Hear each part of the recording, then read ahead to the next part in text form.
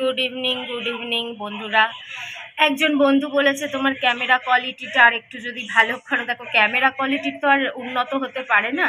Camera quality উন্নত হওয়া মানে একটা নতুন ফোন কেনা, আর আমার তো একটা নতুন ফোন কবে দিয়ে দরকার ছিল, কিন্তু পোড়া কপাল এই মুহূর্তে তো হবে না। তার জন্য এখন আমায় অনেক অপেক্ষা করতে হবে, কেন যে দেবে বলেছিল সে তো পৃথিবীর সর্বশ্রেষ্ঠ মিথ্যেবাদীর অ্যাওয়ার্ডস পুরস্কার পাওয়া পুরস্কার প্রাপ্ত মানে বেটা ছেলে, তো সে আর কি দেবে। আর ইএমআইতে বুনোর বাবাও নিয়ে দিতে এখন চাইবে কিনা আমি জানি না, কেন অনেকগুলো লোন মন চলতে আসে। নিজে তো নিয়ে বসে আছে, ইএমআইতে আমায় দেবে না।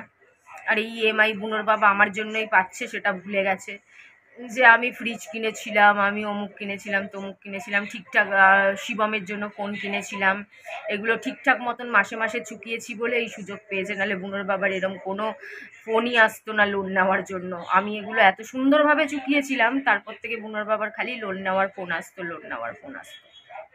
তো যাই হোক, বৈষ্ণবী আজকে স্কুল থেকে এসে কি খুশি হয়ে আমায় ফোন করেছে। আমি বললাম কি হলো রে ভাই, এত খুশি কেন? যে মা 30 তারিখে ছুটি পড়ছে। যে 30 তারিখে ছুটি পড়ছে, সে তো আমি আগেই তোকে বলেছি 30 তারিখে ছুটি পড়ছে, কারণ টিভিতে তো কোন জন্মে দেখিয়ে দিয়েছিল, সেই ঘোষণা হলো না, টিভিতে দেখালো যে। তো আমি তো বললাম তোকে তো আগেই বলেছি, বলে আমি আর 29 তারিখ থেকে স্কুলে যাব না, তুমি আমায় কবে নিয়ে যাবে ঘুরতে দুদিনের জন্য? বলছি আরে ভাই আমায় পাগল করে দিবি। তোমরা তো জানো আগের বার আমি দুদিনের জন্য, আমি আর বৈষ্ণবী দুজনে একা দীঘা গেছিলাম। 5,000 টাকার মতন খরচা হয়েছিল, গোনাগুন্তি 5,000। কেন আমরা তো দেখো শপিং করিনি, আর হয়তো 200-300 টাকার কিছু টুকটাক এটা ওটা, একটা হেয়ার বেন, মনে হয় 200-300 টাকারও জিনিস কিনিনি। আর খাবার দাবার জানো তো, বৈষ্ণবী বিরিয়ানি পেলে আর কিছু খেতে চায় না, আর ওখানে 1 প্লেট বিরিয়ানিতে এত বিরিয়ানি দেয় যে বৈষ্ণবীর খেয়ে আমারও হয়ে যায়, তাই খাবার খরচাটা কম হয়েছিল, একটা এক্সট্রা চিকেন নিয়েছি। ও যদি এখন কাঁকড়া ফ্রাই, বড় বড় হোটেলের কাঁকড়া, tandoori chicken, chilli chicken, fried rice এসব খেত, তাহলে হয়তো অনেক টাকা বেরিয়ে যেত। কিন্তু ও এই বেলাও বিরিয়ানি খেতে চায়, ওই বেলাও বিরিয়ানি খেতে চায়, এই বেলাও বিরিয়ানি খেতে চায়, ওই বেলাও বিরিয়ানি পেলে ওর আর কিছু চাই না। তো সুবিধা হয়েছে, অনেক কম খরচায় হয়ে গেছে। এখানকার মতনই দাম 90 টাকা 100 টাকা, আর সঙ্গে একটা এক্সট্রা চিকেন নিয়েছি 50 টাকা, মানে 150 টাকায় এই বেলা, 150 টাকায় ওই বেলা, 300 টাকায় হয়ে গেছে। আর তারপরে তো টিফিন আলাদা আছে, টিফিন যা করতে ও চায় ওকে তাই করাই। ও জিলাপি খেতে চায়, ও কচুরি খেতে চায়, সন্ধেবেলা ও বলেছিল পিৎজা খাবে, বার্গার খাবে, ঠান্ডা খাবে, কফি খাবে, যেটা ও খেতে চায়, ভেলপুরি খাবে, সেটা খাবে। তো তাই এর জন্য একটু মানে কম খরচা হয়, শপিংও হয় না, আর ভ্যারাইটিস রকমের আইটেম ডিশও খেতে চায় না। ওর জন্য 5,000-এর মধ্যে সব কিছু হয়ে যায়, যাওয়া আসা, ট্যাক্সি ভাড়া। আর আমি জানো তো লোকাল ট্রেন একদম পছন্দ করি না, কেন এক তো গরম লাগে, তারপরে সবার সাথে বসলে 1000 রকমের প্রশ্ন। স্পেশাল বাঙালিদের তো পিএনপিসির স্বভাব, আর পেটের কথা না জানতে পারলে একেবারে ভাত হজম হয় না।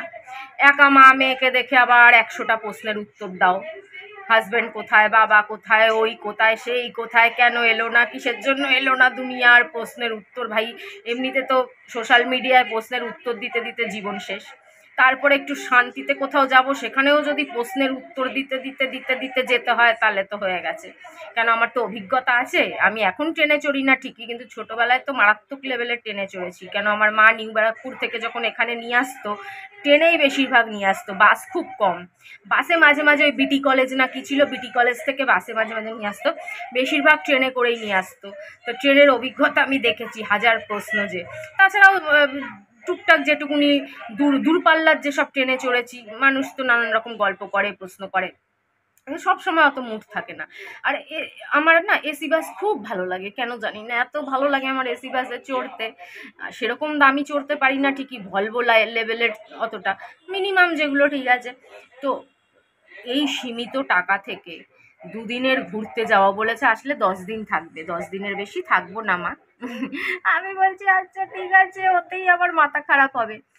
মানে দুদিনের ঘুরতে যদি এখন যেখানেই যাই, বকখালি, অনেক কিছু মাথার মধ্যে রয়েছে, তো যেখানেই যাই 5,000 গেল, ওইটুকুনি টাকার মধ্যে 5,000 গেল। তারপরে আরও 6-7 দিন থাকবে, তার একটা খরচা। 2 মাসের জন্য হাত খরচা কিছু রাখতে হবে। কিছু ভেবেছিলাম অঙ্কিতাকে দেব। রে বাবা রে বাবা, এই সীমিত টাকা থেকে কি করব আমি?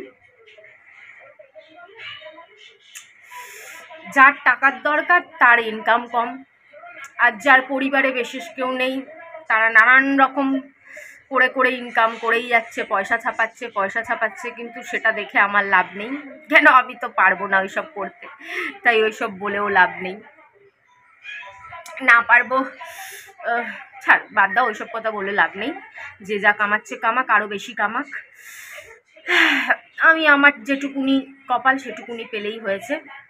তো যাই হোক, আমি ফোন কোয়ালিটি বা কী করে ভালো করবো বলো? আর রিং লাইট এই মুহূর্তে তো কিনতে পারবো না। একটা স্ট্যান্ড অর্ডার করেছি কম দামের মধ্যে, ওইটা দিয়ে আপাতত কাজ চালাই, তারপরে দেখা যাক ভবিষ্যতে কি হয় না হয়। তারপর তো বৈষ্ণবী আমার ব্যাগটা নিয়ে চলে গেছিলো, ওর জন্য আমি একটা ব্যাগও অর্ডার দিয়ে ফেলেছিলাম। আজকালকে হয়তো চলে আসবে, আজকে আর আসবে না, হয়তো কালকে চলে আসবে, মানে চলে আসবে। তো একটা ব্যাগ অর্ডার করে দিয়েছিলাম আগে থেকেই। আমি জানতাম যে ঘুরতে তো যেতেই হবে, এই কথা আমাদের অনেক দিন ধরেই বৈষ্ণবী বলছিল। তা বৈষ্ণবী ব্যাগটা নিয়ে গেছে যখন, তখনই আমি অর্ডার করে দিয়েছিলাম, তো সস্তা জলের দামে। তো এই হচ্ছে এখন আমার পরিস্থিতি। তারপর বিকেলে আবার ফোন করেছে, বলছে মা টিফিন কি খেয়েছো? আমি সেই গরমে তো আমার কিচ্ছু খেতে ইচ্ছে করছে না, একদম কিছু খেতে ইচ্ছে করছে না। বলে কিছু খাওনি? আমি যে ব্যাপার কি বল, তুই কিছু খাবি? বললে হ্যাঁ 20 টাকা দাও। তা আমি আবার বুনোর বাবাকে 20 টাকা দিলাম। বুনোর বাবা আবার একটু বকাঝকা করলো, মুখ ছিটকালো। ওর তো আবার একটু পয়সা লাগাতেই যেন জীবন বেরিয়ে যায়, 2 মিনিটের কাজ না। তা যাই হোক, ফাইনালি লাগিয়ে দিল আমার ব্যাংক অ্যাকাউন্ট। দেখি, এই তো দেখছো এত এদের বাচ্চাদের ডিমান্ড, তারপর আর কি পয়সা জমাবো, কি সাইট করবো, আর কি ব্যাংক অ্যাকাউন্ট খুলবো, এদের ডিমান্ড পূরণ করতে করতে আর পয়সা বাঁচলে তো। যাই হোক, তাও আশায় বাঁচে চাষা, আজ না কাল, কাল না পরশু, পরশু না তরশু, কখনো না কখনো হোপসো কিছু তো হবে। খুলবো, তখন আর বুনোর বাবাকে পারেশান করব না। তো যাই হোক, কি আর বলবো, কষ্টও লাগে সত্যি, তো তো ইচ্ছে করে না। আগে পিসি ওরা যেত, প্রত্যেক বছর যেত, যবে থেকে পিসে মশাইয়ের কামাই প্রায় 1.5 বছর ধরে 2 বছর ধরে কামাইয়ে খুব অসুবিধা চলছে। তারপর পিসি পায়ের প্রচণ্ড ব্যথা চলছে, হাঁটতে চলতে পারে না, পিসে মশাইয়ের ঠিক মতন হাঁটতে চলতে পারেন না, এইভাবেই কোনো রকম কাজ করছে। তো বেচারি বোর হয়ে যায়। অঙ্কিতাকে দার্জিলিং যেতে দেখেছিল, অঙ্কিতা যদি আমায় বলতো তাহলে আমি বৈষ্ণবীকে নিয়ে যেতাম। ওরা তো জোড়ায় জোড়ায় সবাই বন্ধু বান্ধবীরা সবাই বন্ধু বান্ধবরা গেছে। তো আমি আর বৈষ্ণবী যে, আমি তো আর একা থাকবো না, তাহলে আমি বৈষ্ণবীকে নিয়ে যেতে পারতাম। ওরা তো অল্প খরচার মধ্যে একসাথে অনেকে গেলে কম পয়সা হয়ে যায়, কিন্তু ও তো সেটা বলবে না, বলেনি। যাই হোক, হালাকি ও যাদের সাথে গেছে সবাইকে আমি চিনি, সবাই আমায় চেনে।